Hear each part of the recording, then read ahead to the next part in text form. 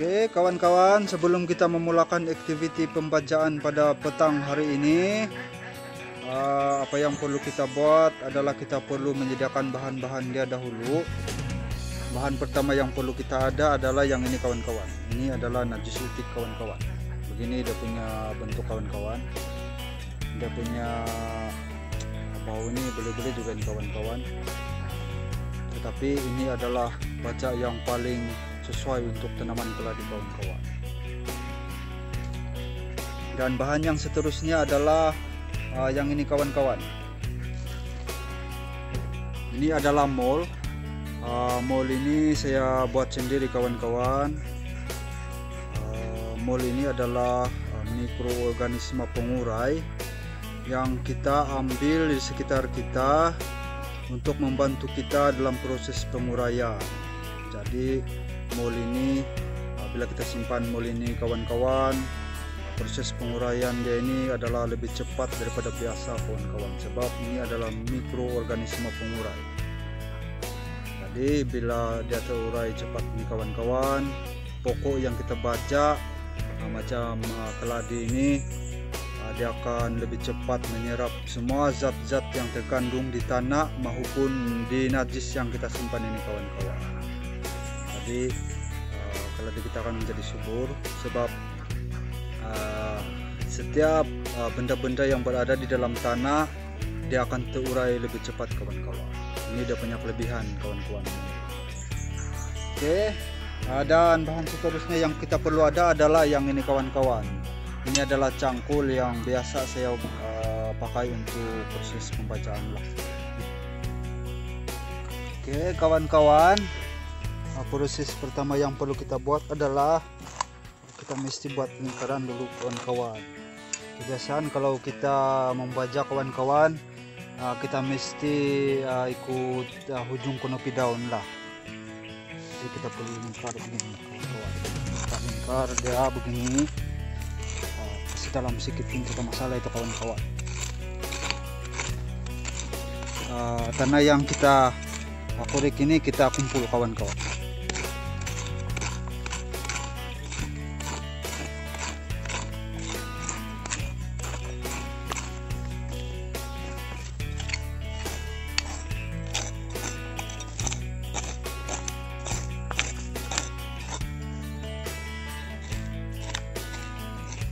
Tanah ini kita buang dulu, kita buat lubang dia kawan-kawan. Ini cara saya membajak lah kawan-kawan.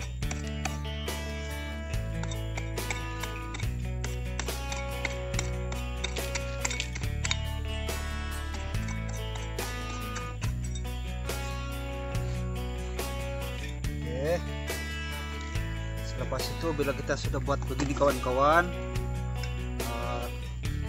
kita simpan najis.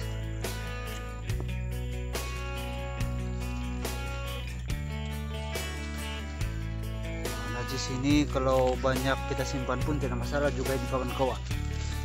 Bukan macam baja yang kita beli yang butiran itu memang tidak boleh terlampau banyak kita simpan kawan-kawan, sebab dia panas. Tapi kalau yang najis itik ataupun ayam, kita simpan banyak pun tidak masalah kawan-kawan.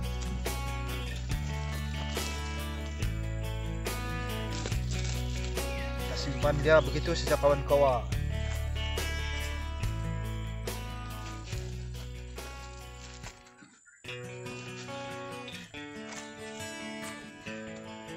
Lepas itu kita simba pakai mol supaya dia cepat terurai kawan-kawan.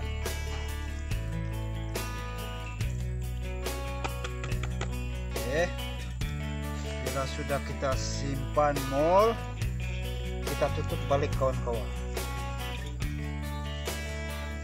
Sebab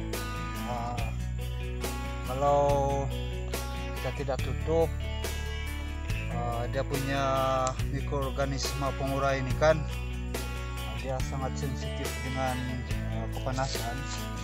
Jadi kita takut nanti dia tidak berjaya, dia akan mati kawan-kawan. Jadi kalau dia berada di dalam tanah, dia akan lebih aktif dan dia terus bekerja itu kawan-kawan untuk mengurai. Sebab itulah kita perlu simpan balik tanah yang kita korek tadi lah. Oke. Itu saja kawan-kawan, saya punya cara untuk pembacaan lah. Simple saja. Jadi siapa-siapapun kalau mau ikut saya punya cara ini memang senang ya, kawan-kawan. Oke, kawan-kawan, siap?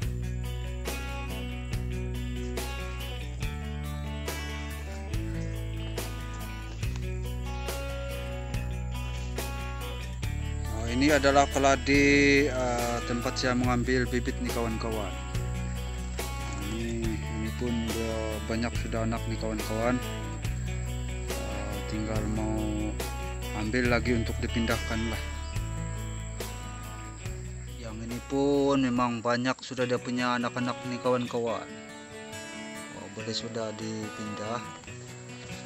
Kebanyakan sebenarnya keladi ini memang sudah banyak, sudah ada punya anak lah. Ini adalah sumber tempat saya mengambil bibit ini kawan-kawan. Ini dia punya anak nih kawan-kawan, baru saja saya buka untuk saya pindahkan di kawasan baru lah.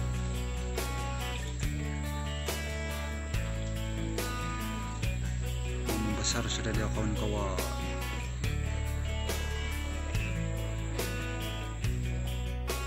Oke kawan-kawan, untuk proses pembajaan untuk tanaman keladi ini saya rasa semua pun boleh buat, dan saya rasa dia senang saja untuk kita lakukan lah. Cuma mungkin masalah timbul apabila kesukaran kita untuk mendapatkan mul. Itu saya rasa lah yang mungkin ada masalah sedikit. Cuma masalah yang berkaitan dengan mul ini kawan-kawan, kita tidak perlu bingung, seperti mul ini kita boleh buat sendiri itu kawan-kawan. Saya sendiri pun saya merujuk juga dengan Jabatan Pertanian dan juga rekan-rekan YouTuber juga. Ada juga yang kondisikan macam mana cara untuk membuat mul ini. Cuma ada sebahagian dia yang saya ubah sesuai lah, mengikut saya punya cita rasa lah kawan-kawan. Jadi untuk mendapatkan mul ini, untuk membuat mul ini, boleh juga kawan-kawan duduk di YouTuber yang upload di YouTube macam mana cara dia. Kamu boleh temu di sana juga tuh kawan-kawan. Sama juga dia punya cara itu. Cuma kalau saya cuma ambil dia punya cara dan bahan-bahannya itu saya aplikasikan sendiri lah, mengikut saya punya cita rasa. Jadi kawan-kawan pun boleh buat juga lah. Setakat itu sajalah kawan-kawan saya punya perkongsian untuk hari ini. Saya harap perkongsian saya kali ini dia sangat bermanfaat untuk kawan-kawan semua, terutamanya mereka yang menanam keladi. Dan untuk pengetahuan juga, proses pembajaan ini boleh juga digunakan untuk tanaman lain. Tidak kira apa saja jenis tanaman, dia boleh digunakan juga untuk kawan-kawan, bukan keladi saja. Keladi yang viral itu pun boleh juga itu kawan-kawan. Lagi lebar dia punya daun itu, lagi cantik. Oke, itu saja kawan-kawan. Terima kasih karena sudah menonton video dari Ayun Farm. Dan kita akan berjumpa lagi kawan-kawan di video seterusnya. Terima kasih guys. Terima kasih guys.